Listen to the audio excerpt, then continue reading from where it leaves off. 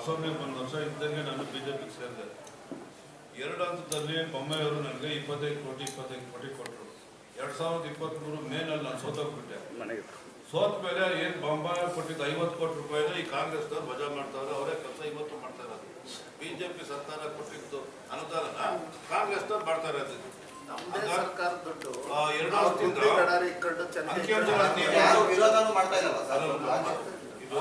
ವಿರೋಧ ಮಾಡಕ್ಕೆ ಈಗ ಇಲ್ಲಿ ಈ 50 ಕೋಟಿ ರೂಪಾಯಿನಲ್ಲಿ ಕೊತ್ತೂರು ಮಂಜುನಾಥ್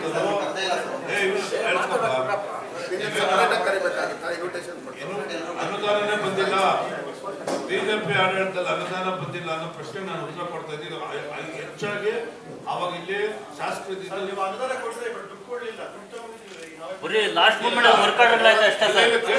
ಹಣ ಮೀಸಲಿಟ್ಟಿಲ್ಲ. ಇಲ್ಲ, ಗ್ರಾಂಟ್ ಕೂಡ ನಾನು ತಗೊಂಡ್ಬಂದ್ಬಿಟ್ಟೆ. ಕೋಡ್ ಆಫ್ ಕಾಂಟ್ರಾಕ್ಟ್ ಬರೋಕ್ ಮುಂಚೆ 25 ಕೋಟಿ ದುಡ್ಡನ್ನ ನಾನು ಟ್ರೆಜರಿನಲ್ಲಿ ಈ ಲ್ಯಾಂಡ್ ಅರಬಿಗೆ ಹಾಕ್ಸಿದ್ದೆ, ನಿರ್ಮಿತಿ ಕೇಂದ್ರಕ್ಕೆ ಹಾಕ್ಸಿದ್ದೆ. ಅದಾದ್ಮೇಲೆ ಕೆಲವು ಗುತ್ತಿಗೆದಾರ ಹತ್ರ 25% ಕಮಿಷನ್ ತಗೊಂಡು ಹಾಲಿ ಶಾಸಕರು ಅನಿಲ್ ಕುಮಾರ್ ಸಾಹೇಬ್ರು ದುಡ್ಡು ತಗೊಂಡು ಕೆಲಸ ಕಾರ್ಯಕ್ಕೆ ಕೊಟ್ಟರು. ಯಾರ್ಯಾರು ಮಾಡ್ತಾವ್ರ ಹೆಸರುಗಳು ಹೇಳ್ತೀನಿ, ಏನಾದ್ರು ಎಷ್ಟು ಕೊಟ್ಟವ್ರ ಅಂತ ಹೇಳ್ತೀನಿ.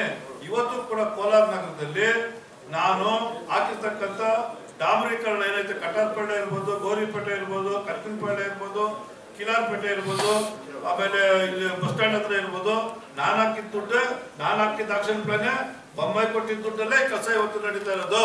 ವಿಚಾರ ನಿನ್ನೆ ಸ್ವಲ್ಪ ಈ ಬಿಜೆಪಿ ನಾಯಕರೆಲ್ಲ ಮಾತಾಡಿದ್ದಾರೆ. ಏನಂತ ಮಾತು ನಮ್ಮ ವರ್ತೂರ್ ಪ್ರಕಾಶ್ ಅವ್ರಿಗೇನಾಗ್ಬಿಟ್ಟಿದೆ, ವರ್ತೂರ್ ಪ್ರಕಾಶ್ಗೆ ನಾಲಿಗೆಗೂ ಬ್ರೈನ್ಗೂ ಕನೆಕ್ಟಿವಿಟಿ ಇಲ್ಲ. ಅವ್ರಿಗೆ ಕನೆಕ್ಟು ತಪ್ಪೋಗ್ಬಿಟ್ಟಿದೆ ಅವ್ರಿಗೆ. ನಾವು ಅವರೇನೋ 25 ಕೋಟಿ ತಂದಿದ್ರಂತೆ. ಅದರಲ್ಲಿ ನಾವು ಅನಿಲನ್ನು ನಾವು ಇಲ್ಲ ಕೋಲಾರಿಗೆ 25 ಕೋಟಿ ಅಂತ ಹೇಳಿದ್ರು. ಅನಿಲನ್ನು ನಾವು 25% ದುಡ್ಡು ತಗೊಂಡು ಅವರು ಇದು ಮಾಡಿದ್ದಾರೆ ಅಂತ ವರ್ತೂರ್ ಪ್ರಕಾಶ್ ಹೇಳಿದ್ದಾರೆ.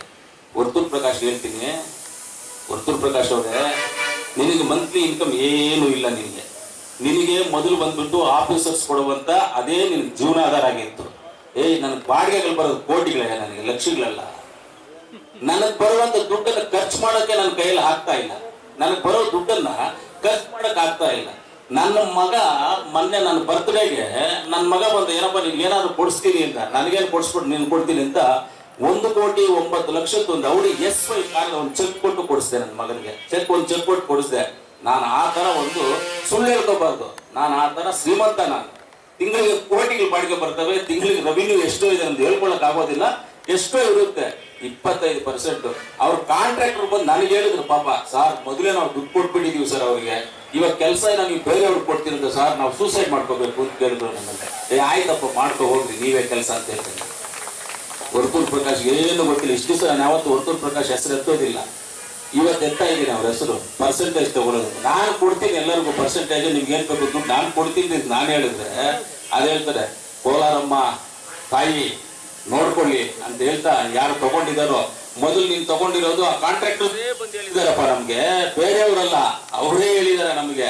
ನಾವು ತಗೊಂಡಿರೋದು ಅವ್ರ ಮುಂದೆ ಕರ್ಕೊಂಡ್ಬಂದು ಯಾಕಾದ್ರೂ ಹೇಳಿಸ್ಬಿಡು. ಈ ತರ ಸುಳ್ಳು ಹೇಳ್ಕೊಂಡು ಬ್ರೈನ್ಗೂ ನಾಲ್ಗೆಗೂ ಕನೆಕ್ಟ್ ಇಲ್ಲದೆ ಇರೋ ರೀತಿಯಲ್ಲಿ ಮಾತಾಡೋದು. ಸಿದ್ದರಾಮಣ್ಣನ ಮೇಲೆ ಮಾತಾಡಿ ಇವತ್ತು ನಿನ್ಗೆ ಏನ್ ಗತಿ ಆಗಿದೆ ಅಂತ ಎಲ್ಲರಿಗೂ ಗೊತ್ತಿದೆ. ಸಿದ್ದರಾಮಣ್ಣನ ಮೇಲೆ ಮಾತಾಡಿ ಏನಾಗಿದೆ ನೀನು ಅಂತ ನಿನಗೆ ಗೊತ್ತಾಗ್ಬಿಟ್ಟಿದೆ. ಇವಾಗ ಇನ್ನನ್ನ ಸ್ವಲ್ಪ ಬಂದು ಸ್ವಲ್ಪ ಸ್ಲೋ ಆಗಿ ಬಾಯಿ ಮುಚ್ಕೊಂಡು ಸ್ವಲ್ಪ ಒಳ್ಳೇದನ್ನ ಮಾತಾಡೋದು, ಕೆಟ್ಟದನ್ನು ಮಾತಾಡೋದು.